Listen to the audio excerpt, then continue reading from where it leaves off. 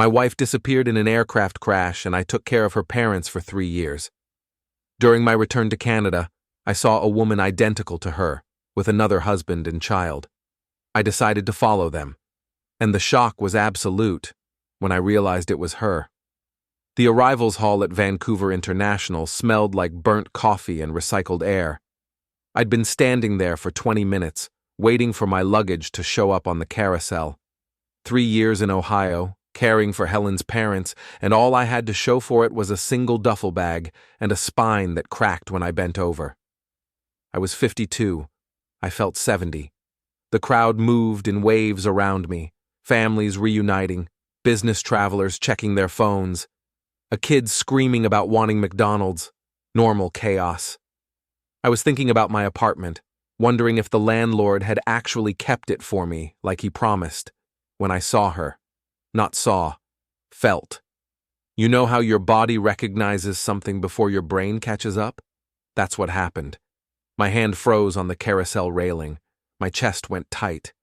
And then my eyes found her across the hall near the rental car counters. Helen. She was laughing, head tilted back, one hand on her hip, the other adjusting a child's jacket. A little girl, maybe 7 or 8, with dark curly hair. The gesture was so familiar it hurt. That exact motion. The way she'd tug at a collar, smooth it down, then pat it twice. I couldn't breathe. Flight 227, Toronto to Cleveland, September 2019. Engine failure over Lake Erie. No survivors. They never found her body, just wreckage and a passenger manifest with her name on it. But there she was, alive, laughing. A man stood next to her. Tall, maybe 40, with the kind of jaw that belonged in toothpaste commercials. He had his arm around her waist, casual, comfortable, like he'd been doing it for years. My duffel bag thumped against my leg. I didn't remember grabbing it. Helen turned slightly and I saw her profile. Same nose, same cheekbones, same little scar above her left eyebrow from when she fell off her bike as a kid. She'd told me that story on our second date. 16 stitches and a fear of gravel driveways. This wasn't a look-alike. This wasn't coincidence. This was her. The child said something, and Helen bent down, eye level with the girl. She spoke, and even though I couldn't hear the words, I saw her lips move in that specific way she had when she was being patient, but firm. The girl nodded, and Helen kissed her forehead. The man checked his watch, said something. Helen straightened, took the girl's hand, and they started walking toward the exit. I followed. I don't know why I didn't shout, didn't run up to her, didn't cause a scene. Maybe because my brain was still 3 steps behind, trying to process what my eyes were showing me. Maybe because some part of me already knew this wasn't going to be the reunion I'd imagined 1,000 times in the Ohio guest room, while her father coughed himself to sleep down the hall. They walked through the automatic doors. I stayed 30 feet back, close enough to keep them in sight, far enough to disappear into the crowd. The man led them to a black SUV in the short-term lot.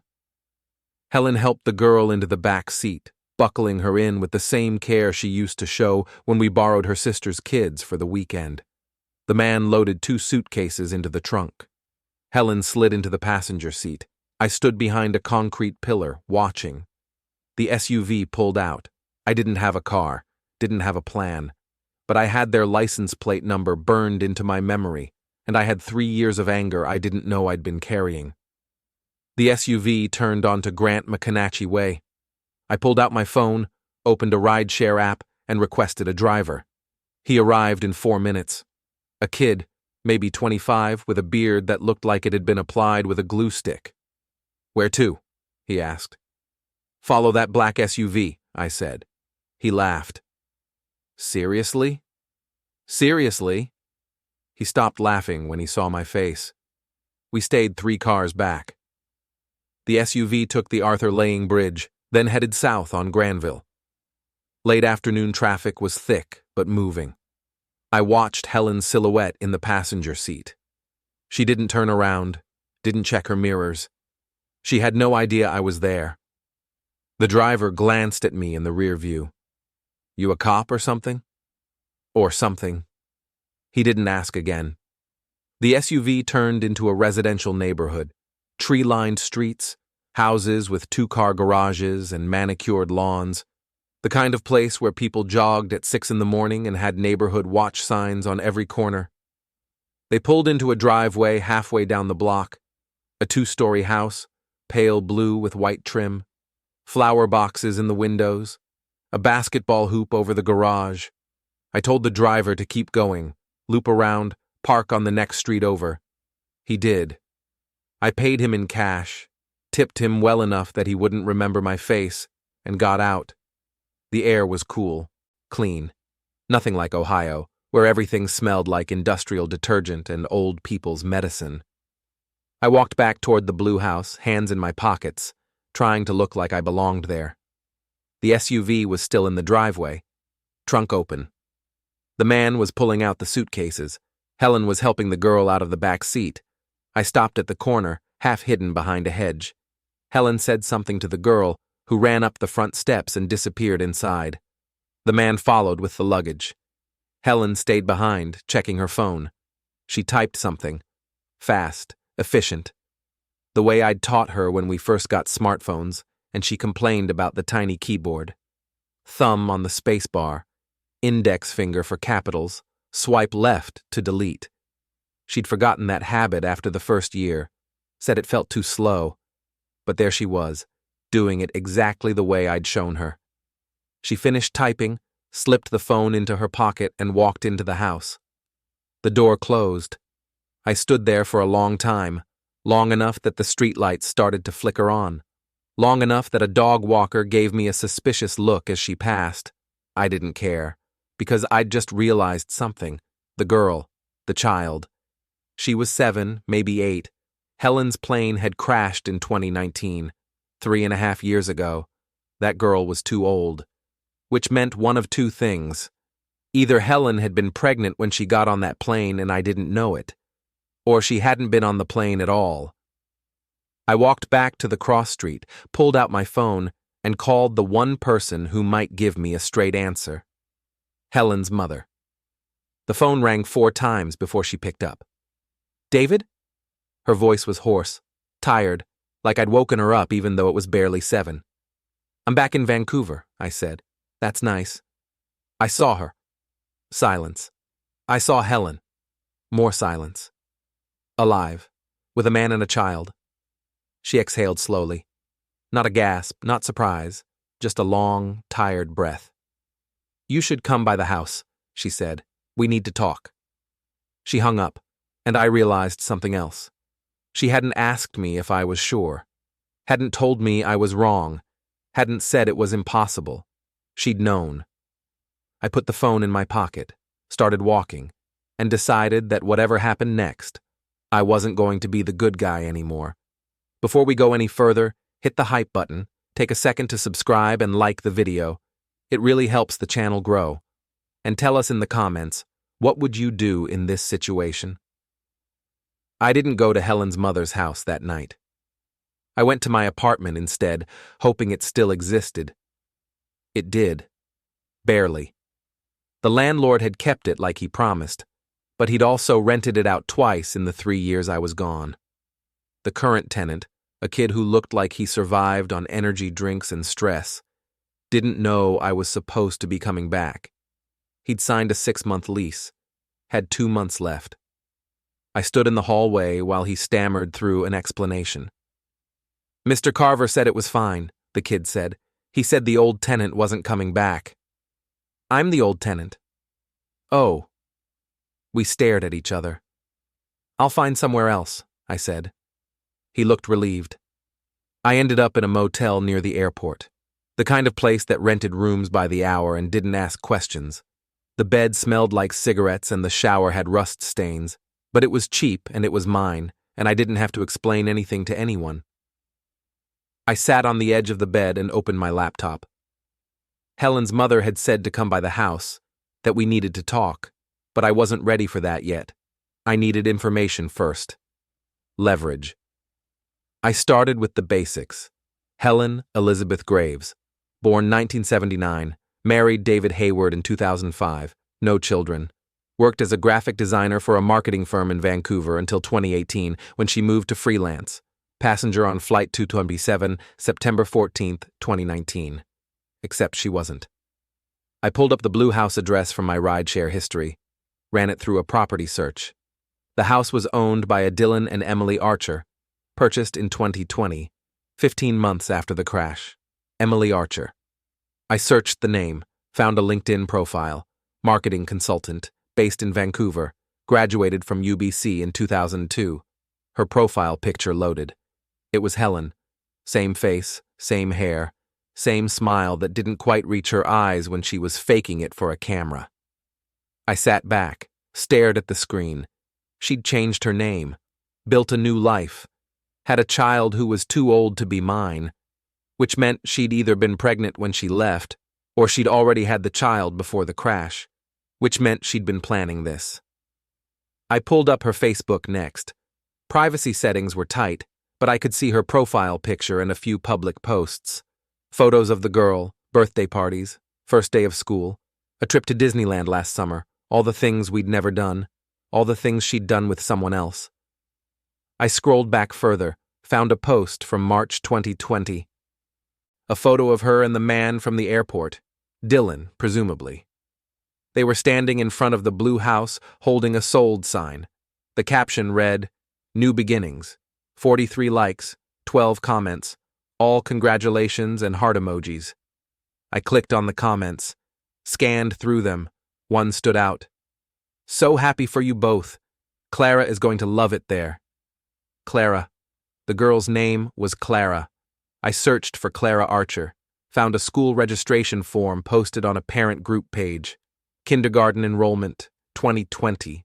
Birth date listed as June 2013, June 2013. 6 years before the crash, which meant Helen had been living a double life. I closed the laptop, sat in the dark, let the implications settle in. Helen had a child in 2013. She'd kept it from me. She'd maintained 2 separate lives for 6 years. And then, in 2019, she'd chosen one and erased the other. She'd erased me. The question was why. And the answer, I suspected, was waiting at her mother's house. I drove there the next morning. My old car was still in storage.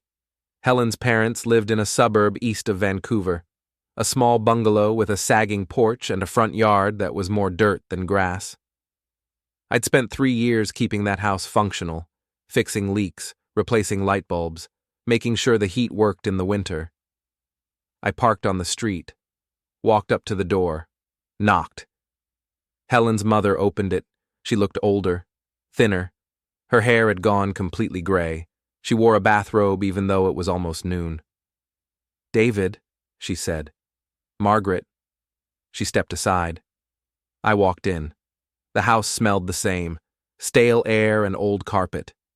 The TV was on in the living room, some game show with canned laughter. Helen's father was in his chair, staring at the screen.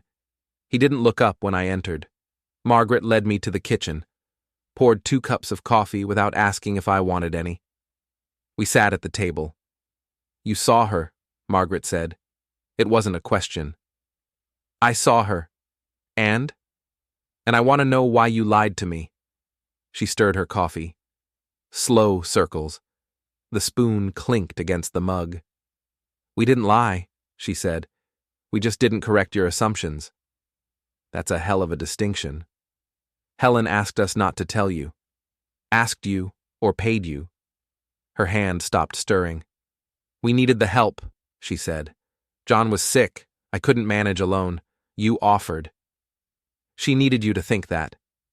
I leaned back, felt the chair creak under my weight. "Why?" Margaret took a sip of coffee, set the mug down carefully. She said it was easier this way. Easier. For everyone. I laughed. It came out sharp, bitter. "Easier for who, Margaret? Not for me. I spent 3 years wiping your husband's ass and listening to you complain about the grocery bill. 3 years thinking I'd lost the only person I'd ever loved. And the whole time, she was alive." living in a nice house with a nice man and a child I didn't know existed. Margaret didn't flinch. You were useful, she said. The words landed like a slap. Useful. Helen knew you'd help. She knew you'd take care of us. That's why she asked us to keep quiet. She said you'd do the right thing if you thought she was gone. And she was right. I stared at her. This woman I'd spent 3 years caring for. This woman I'd fed and medicated and driven to doctor's appointments. This woman who'd cried on my shoulder when her husband forgot her name. She's my daughter. And I'm nothing. You were her husband. That's not the same thing. I stood up. The chair scraped against the floor. Where's the paperwork? I asked. What paperwork? The insurance claim. The settlement from the airline. All of it. Where is it? Margaret's face tightened. Helen was never on that plane. The room tilted. What? She bought the ticket. She checked in, but she never boarded. She gave her boarding pass to someone else. Who? I don't know. Bullshit. I don't. She never told me. She just said she needed a clean break. I leaned on the table, felt my hands shake. From what? From you. The words hung in the air. Why? Margaret looked away. Out the window. She said you didn't see her anymore, Margaret said quietly. She said you looked through her, like she was furniture. That's not true, isn't it? I didn't answer, because maybe it was. Helen and I had been married for 14 years when she disappeared. 14 years of routine, of knowing what the other person would say before they said it, of comfortable silence that had turned into just silence. But I'd loved her. I'd thought she loved me. She had a child, I said. Before the crash, a child I didn't know about. Margaret nodded. Clara. How? She met Dylan in 2012. They had an affair. She got pregnant. And she kept it from me. She tried to tell you. She said you weren't listening. When? I don't know. She just said she tried. I thought back. 2012, 2013. What had I been doing? Working, mostly. I'd been promoted to regional manager that year. Spent a lot of time on the road, a lot of nights in hotel rooms. But I'd come home. I'd been there, hadn't I? She wanted both, Margaret said. She wanted you, and she wanted Dylan. She thought she could manage it, but it got too complicated. So she chose. She chose him. She chose Clara, and Dylan came with her. I pushed away from the table, paced to the window, stared out at nothing. Why didn't she just divorce me? She thought you'd fight for custody of a child I didn't know existed. She wasn't thinking clearly. She was scared. She said you'd ruin her, take everything. I would have let her go. Would you?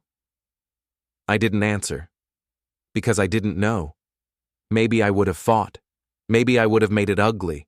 Maybe I would have done exactly what she'd feared. Or maybe I would have just signed the papers and walked away. I'd never know. She's been living as Emily Archer for 3 years, I said. New name, new life. No one's come looking. Why would they? She's not missing. She's not wanted. She just moved on. With my help. Margaret didn't respond. I turned back to face her. Did the kids know? I asked. She looked down at her coffee. Margaret. Yes. The word was barely a whisper. Yes, they knew. She nodded. How long? From the beginning? I felt something crack inside my chest. They thought it was for the best. The best. They didn't want to hurt you. So they lied instead. Margaret's eyes filled with tears. We all did what we thought was right, she said. I walked to the door, stopped with my hand on the knob. I took care of you, I said. For 3 years. I put my life on hold. I spent every penny I had keeping this house running and keeping you fed and keeping John alive. And the whole time, you knew. You all knew. David. Don't. I opened the door. If you see Helen, I said, tell her I'm not done. I left before she could respond, drove back to the motel, sat on the bed and stared at the wall, and decided that if my family wanted to erase me, I'd make sure they remembered me first. The lawyer, Martin Reyes, called me 4 days later. "I've got something," he said. "How much?" "Enough. 7 tenants willing to go on record. 3 more considering it. All of them have similar stories. Withheld deposits, delayed repairs, 1 case of retaliation after a complaint. It's not massive, but it's solid." "How fast can you file?"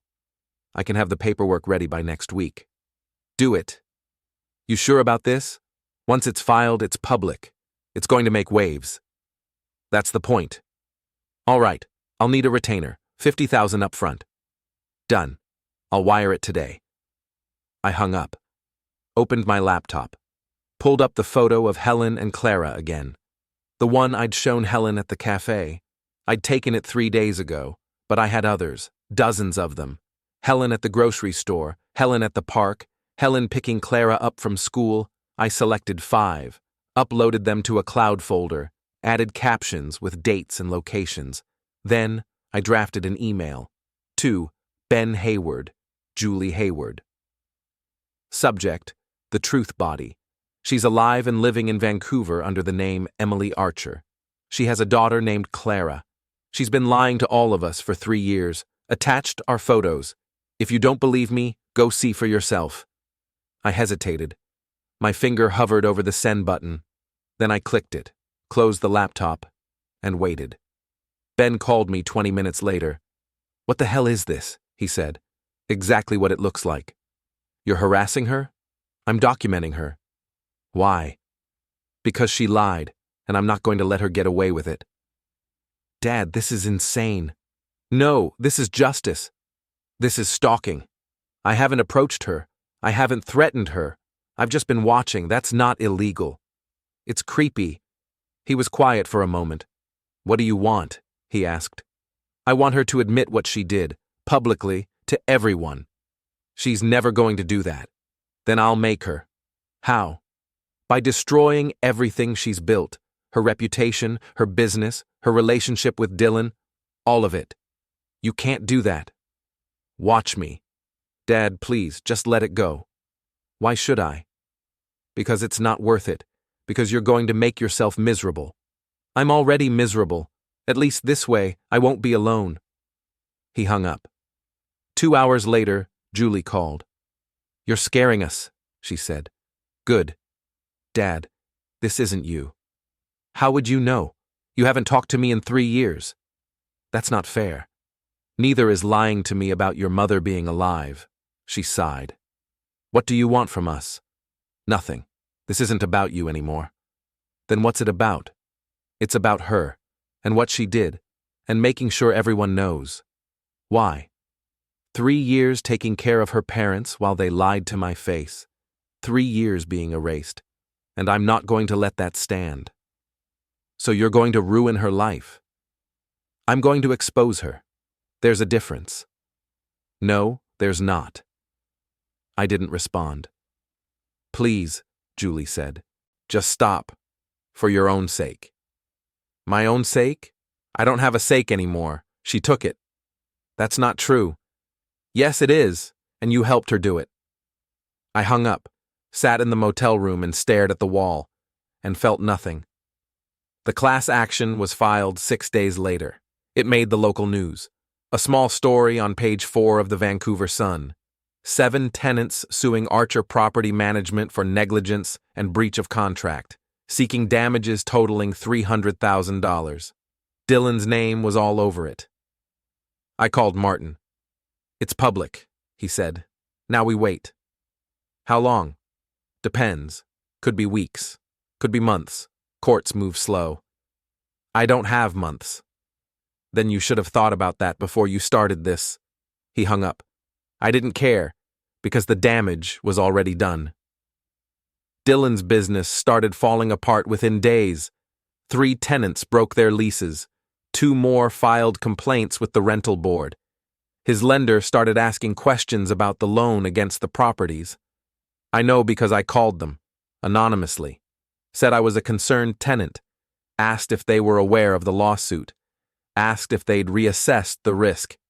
They hadn't, but they would now. Dylan tried calling me twice. I didn't answer. He left voicemails. The first one was angry, threatening legal action, calling me a psychopath. The second one was desperate, begging me to stop, saying he had a family, saying I was ruining his life. I deleted both without listening all the way through. Helen didn't call, but I knew she knew, because I saw her. She was at the cafe again, alone this time, no laptop, just sitting at the table, staring at nothing.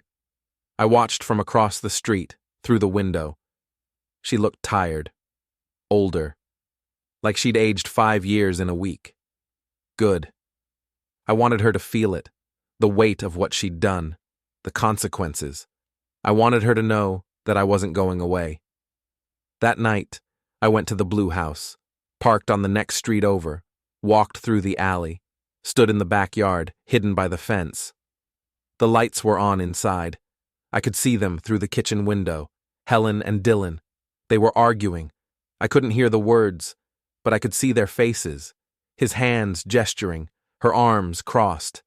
Clara was nowhere in sight, probably asleep. After 10 minutes, Dylan stormed out of the kitchen. Helen stayed behind. She leaned against the counter, head in her hands. Then she looked up and saw me. Our eyes met through the window. She froze. I didn't move, just stood there, watching her. She backed away from the window, disappeared into the house. I waited for a minute. Then I left, got in my car, drove back to the motel, and knew the next phase was about to begin, because now she was scared, and scared people make mistakes. The ferry terminal was crowded. It was mid-afternoon on a Saturday. Families heading to Vancouver Island for the weekend. Tourists with oversized backpacks. Locals who'd made the trip 100 times. I stood near the ticket booths, watching the crowd. Helen appeared at 2:30. She was alone. No Dylan, no Clara, just her, carrying a small overnight bag and a purse. She walked to the ticket counter, bought a ticket, waited in line. I followed. She didn't see me until she was boarding. Then she turned, scanning the crowd, and our eyes met. She stopped walking. People behind her grumbled, pushed past. I kept walking, closed the distance between us. "Where are you going?" I asked. She didn't answer, just stared. "Running won't help," I said. "I'm not running." "Then what are you doing?" "I need space, to think." "About what?" "About how to fix this." "You can't fix it." "I can try." "No, you can't, because I'm not going to let you." She looked around. People were watching now. A transit officer was walking over. "Everything okay here?" he asked. Helen forced a smile. "Yes, we're fine." The officer looked at me. "You bothering her?" "No," I said. "We're married." "Separated," Helen added quickly. The officer looked between us. "You sure you're okay?" he asked Helen. "I'm sure." He nodded, walked away. Helen turned back to me. "Leave me alone," she said quietly. "No. David, you don't get to run again. Not this time." "I'm not running. I'm just taking a trip." "To where?" "Nanaimo." "Why?" "I have a friend there." "What friend?" "Someone from college." "You don't know her." "Her?" "Yes." I stepped closer. "You're lying," I said. "I'm not." "Yes, you are. You're going to see someone. Someone who can help you disappear again." "That's insane." "Is it?" "Because you've done it before." She looked away. "I'm getting on the ferry," she said. "Don't follow me." "Or what?" "Or I'll call security." "Go ahead." She didn't move. "Why are you doing this?" she asked. "Because you destroyed my life, and now I'm going to destroy yours." "I didn't destroy your life." "Yes, you did. You let me grieve. You let me waste 3 years taking care of your parents while you were here, living a new life. You took my money. You paid off our kids. You erased me, and you didn't even have the decency to feel guilty about it." "I do feel guilty." "No, you don't. You feel caught." Her eyes filled with tears. "I loved you," she said. "No, you didn't. You loved the idea of me, the safety, the stability. But you didn't love me. That's not true. Yes, it is, and you know it. She wiped her eyes. I can't do this right now. Too bad. She turned and walked toward the ferry. I followed. We boarded together. She went to the upper deck. I stayed a few steps behind. She found a seat near the railing. I sat 2 rows back. The ferry pulled away from the dock. The water was calm, gray. The sky was overcast. Helen sat with her head down, phone in her hands. I watched her. After 20 minutes, she stood up, walked to the bathroom. I waited. She came back 5 minutes later, sat down, pulled out her phone again. I stood up, walked over, sat next to her. Who are you texting? I asked. Dylan. What are you telling him? That I'm okay, that I'll be back tomorrow. Are you? Am I what? Okay. She looked at me. No, she said. I'm not. Good. She put the phone away. What do you want from me, David? I want you to admit what you did. To everyone. Ben, Julie, your parents, Dylan, Clara, everyone. I can't do that. Why not? Because it'll destroy them. Like you destroyed me? I didn't mean to. But you did. She was quiet for a moment. What happens after I admit it? She asked. I don't know. You don't know. No. So you're just doing this to hurt me? Yes. She laughed. It came out bitter. At least you're honest. More honest than you've ever been. She turned away, looked out at the water. Clara's going to hate me, she said quietly. Probably. Dylan's going to leave me. Maybe. Ben and Julie already do. They helped you. They don't get to hate you.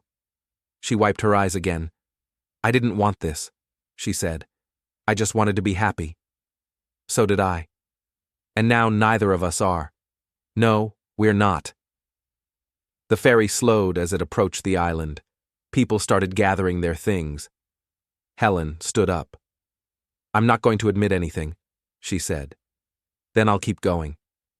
Going where? Everywhere. I'll tell everyone who'll listen. I'll post it online. I'll make sure your name is everywhere. Emily Archer, Helen Graves. I'll make sure no one ever forgets. You're insane. Maybe, but at least I'm not a liar. She walked away. I didn't follow. Just sat there. Watched her disappear into the crowd, and knew I'd just pushed her to the edge. Now I just had to wait for her to fall. The email arrived 3 days later. From Helen Graves. Subject, you win body.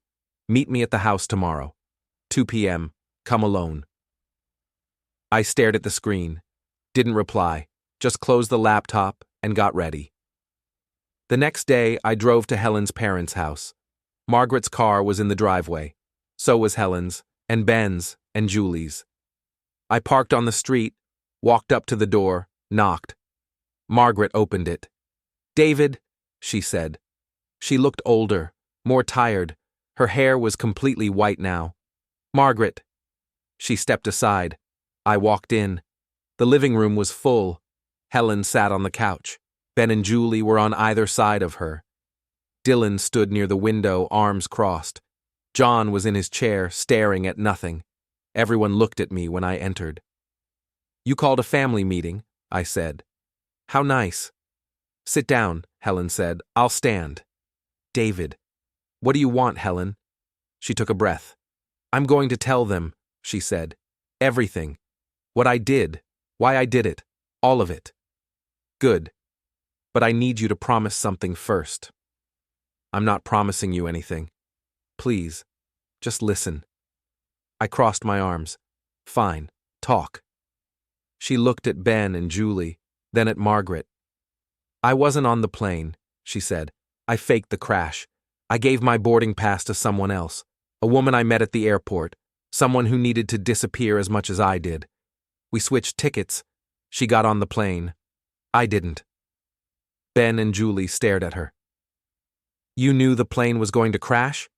Julie asked. No, I didn't know. I just got lucky. Or unlucky, depending on how you look at it. You let someone die in your place? I didn't let her. She made her own choice. That's insane. Maybe. But that's what happened. She turned to me. I used the crash as cover, to disappear, to start over. I took money from my parents. I paid Ben and Julie to stay quiet. I moved to Vancouver, changed my name, built a new life. With Dylan, I said. With Dylan. And Clara. And Clara. Who's 8 years old, which means you were pregnant when you were still married to me. Yes. The room went silent. I had an affair, Helen said. With Dylan. It started in 2012. I got pregnant. I didn't know how to tell you, so I didn't. You just kept living 2 lives, I said. Yes. For 6 years. Yes. And then you chose one and erased the other. Yes. I walked to the center of the room. And now you want me to forgive you? No, I want you to stop. Stop what? Stop ruining my life. Stop harassing Dylan. Stop following me. Stop trying to destroy everything I've built. Why should I? Because I'm asking. That's not good enough. She stood up. Then what is? I looked at Ben and Julie. They knew, I said. The whole time. They knew you were alive and they didn't tell me. They were protecting me. They were betraying me. They were doing what they thought was right. So was I, and look where that got me. Helen stepped forward. I'm sorry, she said, for everything, for lying, for leaving. No, you're not. I am. You're sorry you got caught, not sorry you did it. That's not true. Yes, it is. She closed her eyes, took a breath. What do you want, David? I want you to lose everything, just like I did. I can't do that. Then we have nothing to talk about. I turned to leave. Wait, Helen said. I stopped. What if I told you I'd go public? She said.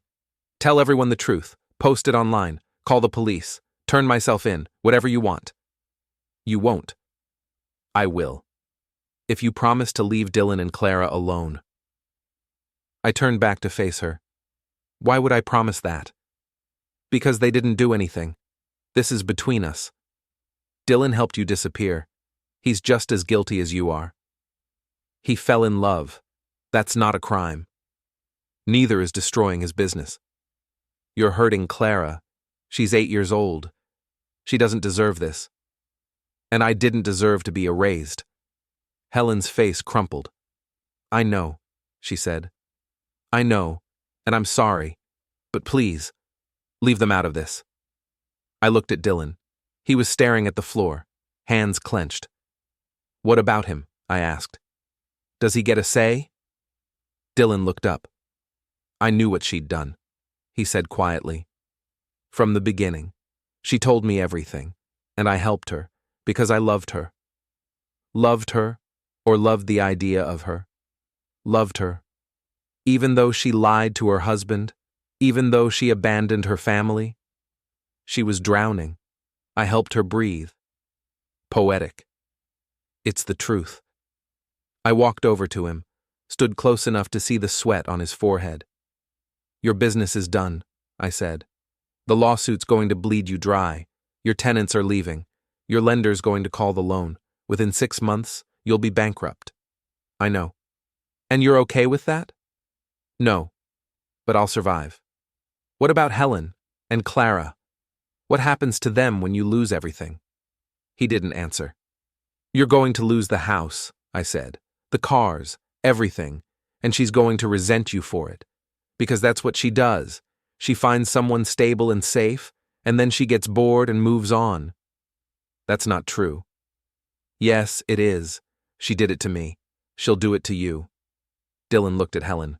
Helen looked away. Get out, Dylan said. Or what? Or I'll make you. I smiled. Go ahead, try. He stepped forward. So did I. Ben jumped between us. Stop, he said. Both of you, just stop. Move, I said. No. Ben, I said no. You want to fight him? You'll have to go through me first. I looked at my son, this man I'd raised, this man who'd chosen his mother over me. You think you can stop me? I asked. I think you're better than this. You don't know me. Yes, I do. You're angry, you're hurt, but you're not this person. Yes, I am. She made me this person. No, you chose to be this person. I stepped back. You're right, I said. I did, and I'm going to keep choosing it until she loses everything. I walked to the door. Helen followed. David, please. I stopped, didn't turn around. I'll do anything, she said. Just tell me what you want. I want you to feel what I felt. Every day. For 3 years. The emptiness, the grief, the betrayal. I want you to wake up and realize that everything you built is gone. That the people you loved don't trust you anymore. That you're alone. And I want you to know that I'm the one who did it. You'll destroy me. Good. I walked out, got in my car, and drove away. The collapse happened faster than I expected. Dylan's business declared bankruptcy 2 weeks after the meeting. The lawsuit had scared off his remaining tenants. His lender called the loan. He couldn't cover it. The blue house went up for sale 3 days later. Helen posted about it on Facebook. Vague. Something about downsizing. Starting fresh. No one asked questions, but I knew the truth. They were broke. I watched from across the street as they packed. Boxes stacked in the driveway. Furniture wrapped in plastic. Clara sitting on the front steps, looking confused. Helen saw me on the second day. She didn't wave, didn't yell, just stared. I stared back, then I drove away. Martin Reyes called me a week later. The settlement's done, he said. Dylan's insurance covered most of it. The tenants got their money. Case closed. How much did it cost him? Personally, everything. His business is gone. His credit's destroyed. He's going to be digging out of this for years. Good. You're a cold man, David. I'm a motivated man. There's a difference. He hung up. I sat in the motel room and waited. Helen called me 2 days later. We need to talk, she said. No, we don't. Please. What do you want, Helen? I want to meet. One last time. Why? Because I need to show you something. I'm not interested. Please, David, just one more time, then I'll leave you alone. I hesitated. Where? The parking garage, where you and Dylan fought. Tomorrow, noon. Why there? Because it's neutral and private. I thought about it. Fine, I said. But if you're not alone, I'm leaving. I'll be alone. She hung up. I sat on the bed and stared at the phone, and wondered what she was planning. The parking garage was empty at noon, just a few cars scattered across 2 floors. I parked on the first level, got out, looked around. Helen's car was on the second level. I could see it through the ramp. I walked up. She was leaning against her car, arms crossed. She looked tired, older, like she'd aged 10 years in 2 months. You came, she said. I said I would. I wasn't sure. What do you want, Helen? She opened the back door of her car, pulled out a folder, handed it to me. What is this? I asked. Open it. I did. Inside were papers, legal documents, bank statements, emails. I scanned through them. This is your financial history, I said. Yes. Why are you showing me this? Because I want you to see the truth. I looked closer, saw the numbers, the transfers, the dates. You didn't just take money from your parents, I said. You took it from our joint account, $20,000, a week before the crash. Yes. And you gave it to Dylan. Yes. Why? Because he needed it. His business was struggling, his mother was sick, he was drowning. So you stole from me to save him. I didn't see it as stealing. I saw it as helping. I flipped through more pages. You took money from my retirement account, I said. $30,000, 3 months before the crash. Yes. And gave it to Ben and Julie. Yes. Why? Because I knew I was leaving, and I wanted to make sure they were okay. I looked up at her. You planned this for months, I said. You didn't panic. You didn't make a split-second decision. You planned it, carefully, methodically, and you used my money to do it. Yes. I closed the folder, handed it back to her. Why are you telling me this? I asked. Because I want you to know I'm not the victim. I'm not the one who got hurt. You are, and I'm sorry. You're not sorry. I am. No, you're guilty. There's a difference.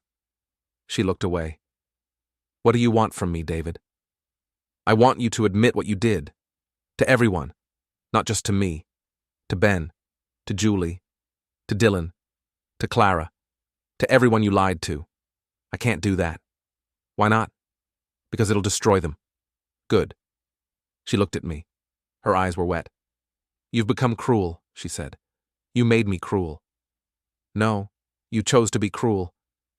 After you chose to be a liar. She wiped her eyes. I'm leaving, she said. Dylan and I are moving, somewhere far away, somewhere you can't find us. Where? I'm not telling you. I'll find you. Maybe, but not for a while. And by then maybe you'll have moved on. I'll never move on. Then you'll be miserable forever. As long as you're miserable too, I don't care. She opened her car door. Goodbye, David. This isn't over. Yes, it is. She got in, started the engine. I stepped forward, put my hand on the door. Wait. She looked up at me. What? Where's Clara? At school. Does she know? About what? About me. About who I am. About what you did. Helen hesitated. No. You're going to tell her. Someday. Now. I can't. Yes, you can. And you will. David, tell her, or I will. Her face went pale. You wouldn't. Watch me. She stared at me. Then she nodded. Okay, she said quietly. I'll tell her. When? Tonight. I want proof. What kind of proof? I want to be there. Absolutely not. Then I'll do it myself. She closed her eyes, took a breath. Fine, she said. You can be there, but you stay quiet. You let me do the talking. Deal. She pulled out of the garage. I followed in my car. We drove to her house, the blue house, the one that was about to be someone else's. Clara was in the front yard when we arrived, playing with a basketball. She looked up when we pulled in. Mom, she called. You're home early. Helen got out of the car. So did I. Clara saw me. Her smile faded. Who's he? She asked. Helen walked over, knelt down, put her hands on Clara's shoulders. This is David, she said quietly. He's someone I used to know. Why's he here? Because we need to talk, all of us, inside. Clara looked at me, then at Helen. Is something wrong? Yes, but it's going to be okay, I promise. We went inside. The house was mostly empty now, boxes everywhere, furniture gone. Helen led us to the living room. We sat on the floor, Helen across from Clara, me to the side. Clara, Helen said, I need to tell you something, and it's going to be hard to hear, but I need you to listen, okay? Clara nodded. Helen took a breath. My name isn't Emily, she said. It's Helen. Clara frowned. What? My real name is Helen. I changed it a long time ago, before you were born. Why? Because I was running away from something, from someone. Clara looked at me. From him? Yes. Why? Because I made a mistake, a big mistake, and I didn't know how to fix it. What mistake? Helen's eyes filled with tears. I was married to him, she said, a long time ago, and I left, without telling him, without saying goodbye. Clara stared at her. You were married? Yes. To him? Yes. But you're married to Dylan. I am now, but I wasn't always. Clara looked at me again. Are you my dad? She asked. I opened my mouth, closed it. Helen answered. No, she said. Dylan's your dad. David's my ex-husband. Clara looked confused. Then why's he here? Because he deserves to know the truth, and so do you. What truth? Helen wiped her eyes. I made them think I died in a plane crash, so I could disappear, so I could start over, And David spent 3 years thinking I was gone. Clara's face went pale. You lied? Yes. To everyone? Yes. Why? Because I was scared, and I didn't know what else to do. Clara stood up. That's horrible, she said. I know. You're a liar. I know. I hate you. The words hung in the air. Helen reached for her. Clara, don't touch me. Clara ran out of the room. We heard her footsteps on the stairs. A door slammed. Helen buried her face in her hands. I stood up. You're right, I said. You are a liar, and now everyone knows. I walked to the door. Helen looked up. Are you happy now? She asked. Yes. Was it worth it? Every second. I left before she could respond, got in my car, drove away, and smiled, because I'd just won. Helen had lost everything, her house, her business, her daughter's trust, her clean slate, and I'd taken it all. Not with violence, not with murder, not with anything illegal, just with the truth. And the truth was enough. I drove back to the motel, packed my things, checked out, and left Vancouver for good. I didn't know where I was going. Didn't care. I just knew I was done. Helen would spend the rest of her life explaining herself, to Clara, to Dylan, to everyone, and I would spend the rest of mine knowing I'd made her pay. That was enough.